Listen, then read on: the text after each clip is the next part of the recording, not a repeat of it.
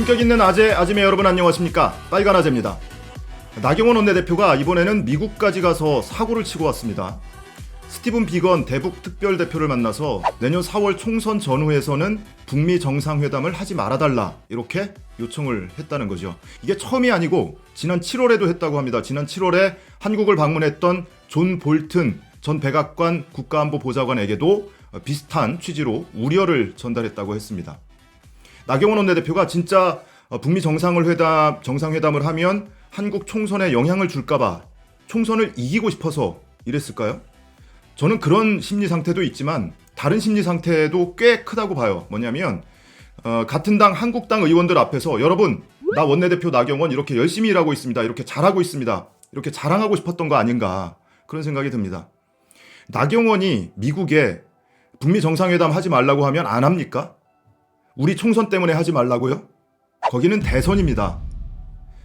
이 문제가 언론에 보도되자 나경원 원내대표가 입장문을 배포했는데요. 이번 3차 미북 회담마저 또다시 총선 직전에 열릴 경우 대한민국 안보를 크게 위협할 뿐 아니라 정상회담의 취지마저 왜곡될 수 있다. 따라서 금년 방한한 미 당국자에게 그런 우려를 전달한 바 있다. 미북 회담, 북미 회담을 하면 대한민국 안보에 크게 위협이 된다. 북미 회담하면 우리나라 안보에 위협이 된다. 아무튼 나경원 원내대표가 미국을 갔다가 23일에 귀국을 해서 바로 찾아간 게 황교안 대표가 단식 농성을 하고 있는 곳에 찾아갔습니다. 그래서 방미 성과를 보고를 했다고 하지요. 뭐 지소미아에 관련된 것 또는 방위비 협상에 관련된 거 의견을 이렇게 전달했습니다. 이런 얘기만 했을까요? 우리가 스티븐 비건 만나서 제가 총선 때까지 북미 정상회담 하지 말라고 했더니 스티븐 비건도 뭐 이해한다 뭐 그렇게 긍정적으로 답변을 했던데요. 제가 한 건 하고 왔습니다. 이렇게 보고한 건 아닙니까? 나경원 원내대표가 귀국을 해서 황교안 대표를 찾아간 날 자유한국당이 이런 논평을 냈습니다. 북한의 연평도 포격 도발 구주기 맞아서 북한과 현 정부를 맹비난을 했습니다. 그중에 한 단락 보시면 2010년 11월 23일 북한은 대한민국 영토를 170여 발의 해안포와 방사포로 직접 타격하여 국군과 민간인을 살상했다. 연평도 포격 도발은 북한의 잔인성과 무력 도발에 대한 집착을 확인할 수 있었던 희대의 안보 위협이었다. 하지만 문재인 정권은 허황된 평화 타령에 매몰되어 북한에게 대화를 구걸하고 북한 눈치 보기에 급급하고 있다. 문재인 정부처럼 북한에 대화를 구걸하기 싫어서 그래서 그자들은 북한에 뒷돈 찔러주면서 무력 시위해달라고 구걸했던 겁니까? 북풍의 추억을 아직도 못 잊고 있는 거예요. 북한에 선거 전에 김정일에게 뒷돈 찔러주면서 휴전선 인근에서 총 쏴달라고 무력 시위해달라고 한 이명박이나 선거 전에 미국 가서 북미 정상회담 하지 말라고 요청한 나경원이나 다를 게 뭐가 있습니까? 이 북풍의 역사는 굉장히 깁니다. 최근 한 30여 년치만 돌아보더라도 몇 가지 굵직굵직한 것만 좀 기억에 떠올려보면 여러분 1986년에 평화의 댐 기억하십니까? 저는 당시에 중학생이었는데 용돈 모아서 평화의 댐 짓는다고 성금 내고 그랬었어요. 완전 대국민 사기극이었죠. 기억을 떠올려 보시면 당시에 북한이 금강산댐을 만들었다.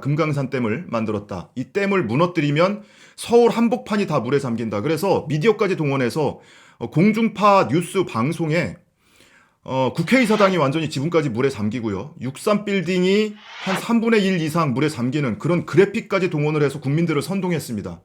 그때 왜 그랬는지 여러분 기억하십니까? 1986년입니다. 대통령 선거 직선제를 해달라고 국민들이 요구를 할 때요. 그 요구를 잠재우기 위해서 이렇게 북풍을 기획을 했던 겁니다. 자, 그 이후에 1997년에 대통령 선거 직전에 총풍 많이들 기억하시죠? 당시 청와대 행정관을 비롯해서 여러 명이 중국까지 날아가서 북한 측 아태평화위원회 관계자 만나서 휴전선 인근에서 무력 시위해달라 이런 총풍이 있었습니다. 2012년에는 대통령 선거 직전에 여러분 기억하시죠? NLL 포기 발언, 노무현 전 대통령이 김정일 만나서 NLL 포기하겠다고 발언했다. 이렇게 사기극 날조극 벌였었고요. 2013년과 14년에 걸쳐서 서울시 공무원 간첩 조작 사건이 있었습니다. 탈북민 유우성 씨가 서울시 공무원으로 근무하고 있었는데 간첩이었다. 그래서 그 동생까지 중국에서 귀국한 여동생까지 잡아다가 혹독하게 고문을 했다는 얘기도 있고 증거 위조하고 조작해서 어거지로 간첩으로 만들려고 했었죠. 그 당시 법무부 장관이 황교안입니다. 황교안 현 대표 당시 법무부 장관이 그 증거 조작된 증거에 대해서 뭐라고 했냐면 처음에는 외교라인 통해서 입수했다고 했어요. 아무 문제 없는 거다라고 주장을 하다가 나중에 이제 문제가 자꾸 불거지니까 국정원 통해서 입수했다 이렇게 말을 바꿨습니다. 황교안 대표가 대표적인 공안통이고요. 미스터 국보법으로 불립니다. 그만큼 국가보안법이라는 책도 썼어요. 그 책에 뭐라고 썼냐면 위조된 증거를 사용하고 미필적 고의만 있어도 국가보안법상 날조죄에 해당한다. 이렇게 자기 책에 썼습니다. 당시 유우성 씨 간첩 조작 사건은요. 국정원과 검찰이 손을 잡고 증거를 날조한 국가보안법 위반 사건이 되는 거죠. 이 황교안 대표 책에 나온 대로 보더라도 그럼 당시 검찰과 국정원은 날조죄에 해당하는 국가보안법을 위반한 사건이 되는 거고요. 당시 법무부 장관이었던 황교안 대표는 최소한 이 국가보안법 위반 사건에 동조했거나 적극 가담했거나 최대 지시했다는 의심을 지울 수가 없습니다. 이랬던 세력들이, 이랬던 황교안, 나경원 이런 사람들이 지금 2019년에 와서 북미 평화협상에 딴지를 걸고 있는 겁니다. 이 수십 년간 지속이 되어온 북풍을 관통하는 한 개의 키워드, 그 선거입니다. 선거 직전 선거에 유리하게 쓰려고 이렇게 북풍을 기획하고 유도했던 거죠.